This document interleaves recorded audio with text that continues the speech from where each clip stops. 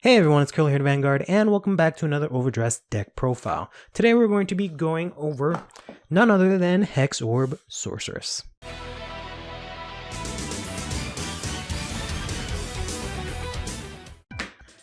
Hexaorb Sorceress is one of the ride lines in Keter Sanctuary that you don't really see a lot of. To be fair, you only really see Bastion when it comes to Keter. But Hexaorb Sorceress is actually pretty cool. She is basically the spiritual successor to the Oracle Think Tank clan, where her entire playstyle revolves around you manipulating the top cards of your stack, or the top cards of your deck, so that you can get them to be whatever you want. This works really well with Hexaorb Sorceress's effects. The first one being whenever you drive check a trigger, you can actually give another unit 10,000 power. Or I should say any unit, because you can give it to her as well. So, oh, no, actually you can't give it to her. It's only rear guards. So you can basically drive check a critical trigger, and then in addition to having the power and the critical that you can give from checking that trigger, you can give an additional 10,000 power to one of your rear guards, which is really cool. She also has another effect where if you persona ride her, you can counterblast one, soul blast one, and reveal a either trigger or front from your hand and put it on top of your deck, optionally. And then she will get +1 drive for that turn, which is really good. Obviously stacking a trigger on top is automatically good, but also triple drive and then being able to check multiple triggers from that and then giving multiple power from that is extremely good. That's basically the main game plan of Hexaorb Sorceress. Mess around with the top cards of your deck, stack some triggers, get huge columns, win the game. Let's go over the rest of the ride line here. The grade 0 is just the Triconnect Sorceress. For me, you can play whatever you want. It doesn't make a difference. They all have the same effect for now. It also doesn't affect the rest of the ride line. Next up, we have the Tri-Square Sorceress here. She has a very cool effect where if you ride the second part of the ride line, the grade 2 Pentagleam Sorceress, you get to counterblast 1 and draw a card, which is really nice. Drawing cards is really good. If you went first, this helps you get over the advantage your opponent gets from drawing a card for going second. If you went second, you can draw more cards than your opponent, which is nice. Drawing cards is usually okay. Then she has a rear guard effect where if you drive check a trigger that turn once per turn, you can counterblast 1, take one of your opponent's front row units and put them into the bottom of the deck. So she actually has some sort of removal built in, which is really nice. Then after that, we're going to go to the Pentagleam Sorceress here. So what Pentagleam Sorceress does is really helps you with Hexaorb Sorceress once you actually ride her. Once you ride over Hexaorb Sorceress on top of this unit, you can look at the top 3 cards of your deck and arrange them in any order, which is obviously very good. You can arrange any of your triggers however you want. You can't send anything to the bottom or anything like that. You can just manipulate the order. Then she has another effect on Rearguard Circle where you can just look at the top card of your deck and put it on the top and bottom of your deck, however you choose. And if you do so, she gets 2,000 power, which is honestly really dumb. I don't know why a lot of the cards in Keter overall give you 2,000 power, because it's a really useless power buff. But in any case, as per usual, for the PGs, we play the better PG because we don't want to have to discard cards, and we play PGs because we don't want to die. For the triggers, we're going to be playing a good amount of critical triggers, the max that we can actually play with 8. The Blade Feather Dragon is actually very interesting because it does give you soul, which is a very important resource in this deck. So I would definitely play this over any of the other versions of crits that you might have. We're playing 8 crits here, but set 4 is going to change things for Hexaorb Sorceress a lot. She's going to have a lot more different options, so you might actually be playing less crits and a couple more fronts, but we'll talk about that when that set comes out. So for now, 8 crits. Then, as I just mentioned, the other trigger you're going to play to round it out, aside from the heals and over trigger, is going to be your front trigger. Front trigger is really good. It gives your front row a lot of power since you don't really have any way to multi-attack yet. It also lets you have a nice 20k shield in hand. So overall, really good. Then we have, of course, heal triggers, because would like not to die again.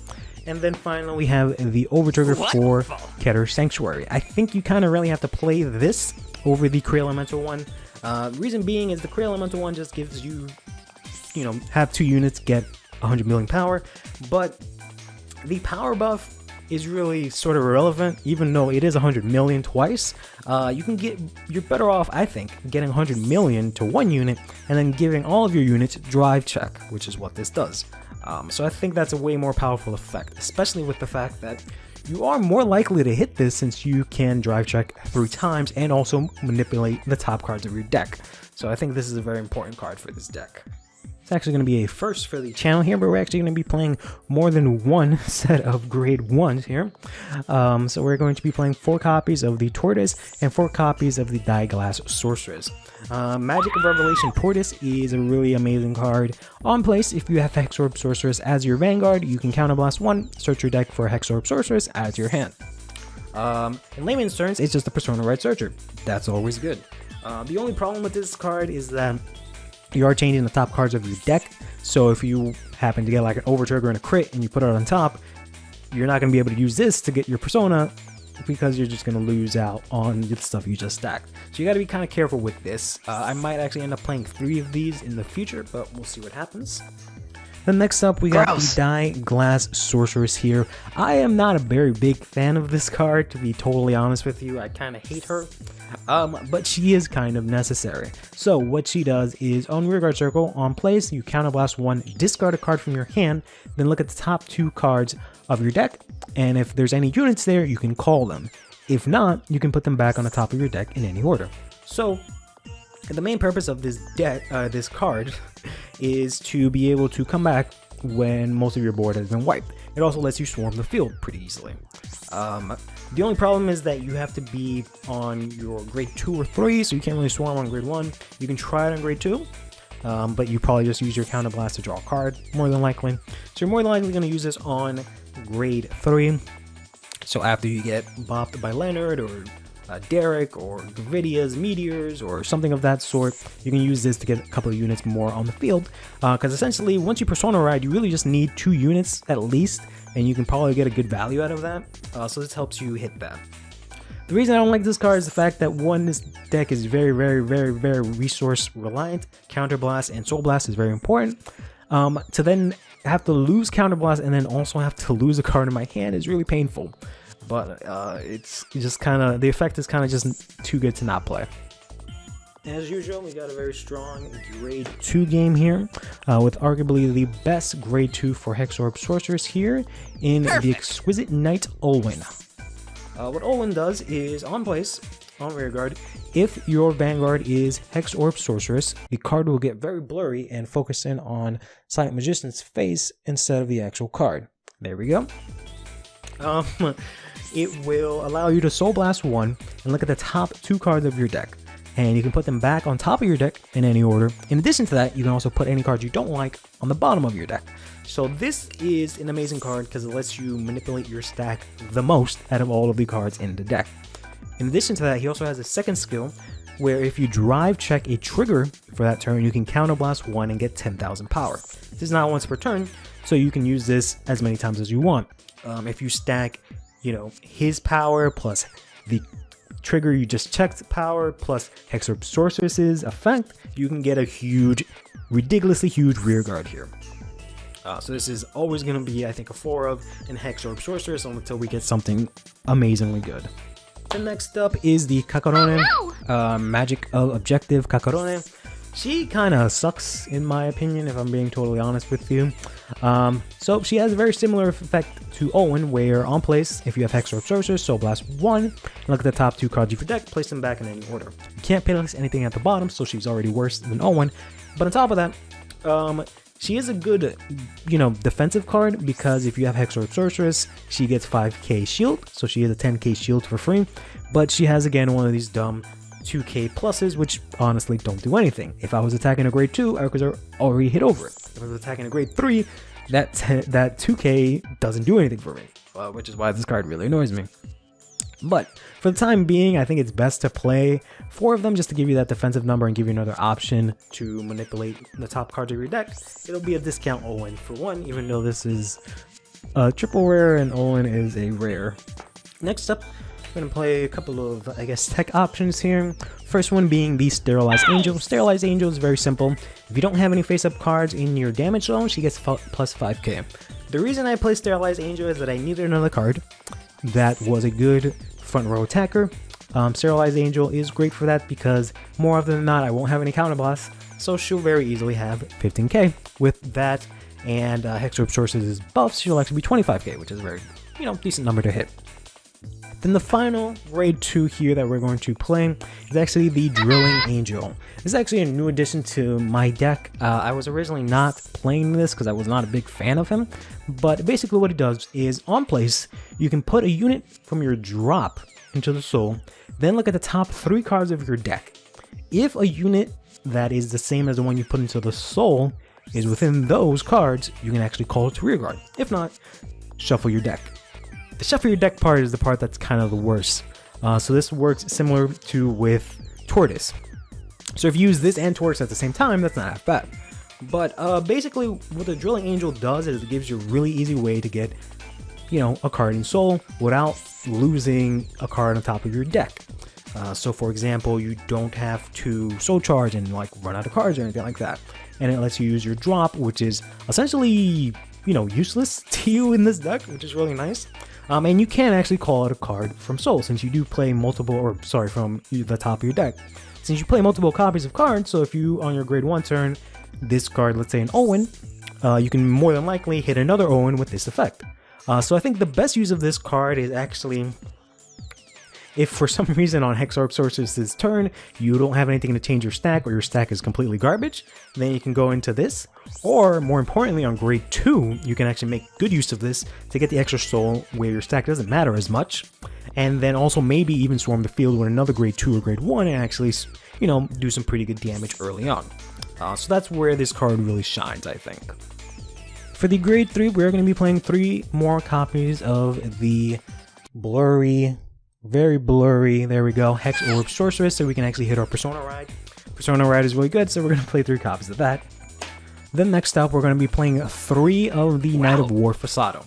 This deck has a really hard time against certain decks that can wipe the, the field, which is very popular right now. Stuff like I mentioned before, Gravity and Bruce can do that relatively easily through attacking or through effects. Fasado helps you out with the effects part because he cannot be chosen by your opponent's effects. It's also very good if you play against Prison, which kind of destroys this deck because you need your counterblast and your soul, and kind of need your units as well.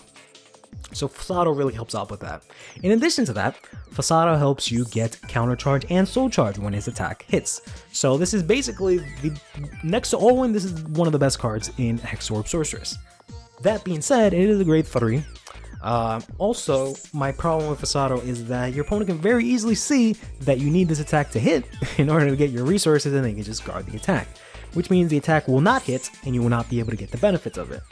And then the final downside is that since you soul charge, if you stack something really good on top of your deck, you might end up losing it, but you might end up getting rid of some junk. It all really depends.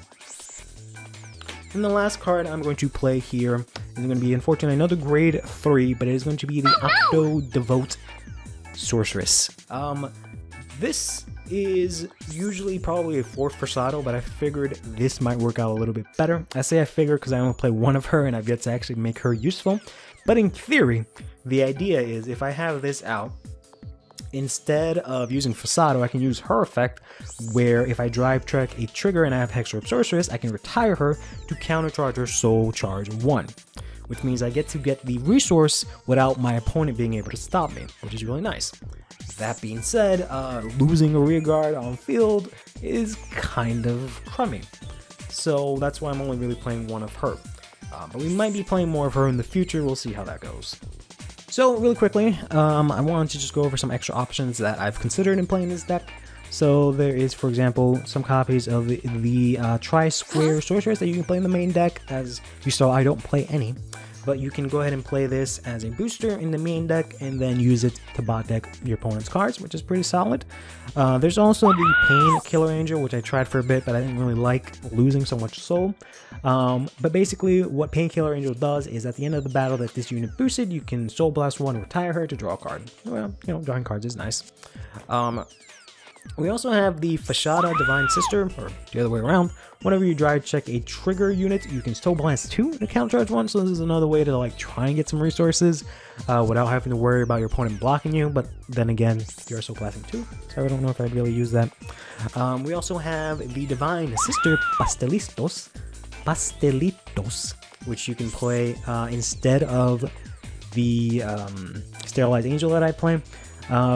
What she does is that whenever you drive check a trigger, you can Soul Blast 1 and give her 5k. So she's another, you know, grade 2 that can hit 5k, but you do have to Soul Blast 1 in order to use it, which makes her kind of expensive. Then we have the last card here from set 1. These are all from set 1, if you haven't noticed, which is Divine Sister Lepisto. Lepisto is really cool in this deck because what she does is whenever you drive check a trigger, your card becomes really blurry. And you can counterblast to stand this unit to give her 5k power. So that and the trigger that you pulled plus Hexaorb Sorceress' effect make this a really chunky 38 attacker that just gave you a 4th attack, which is really, really nice. The only reason I don't play her is just because her counterblast is really heavy. I honestly run out of counterblast just playing the deck normally, so this would actually just be a hindrance. So I haven't considered this, but we are going to be able to get some sort of ways of restanding in the future, so Lepisto might not be as useful for now. Then we have a couple of options from set 3 that we just got. There is the Magic of Appreciation Nanofold. I tried this for a bit, was not a big fan. When you drive check a trigger, you can put a card from your hand into the soul and draw 1 card, so you get a resource into the soul, and you also get an extra card in hand to swap out the one you just lost. Not a huge fan.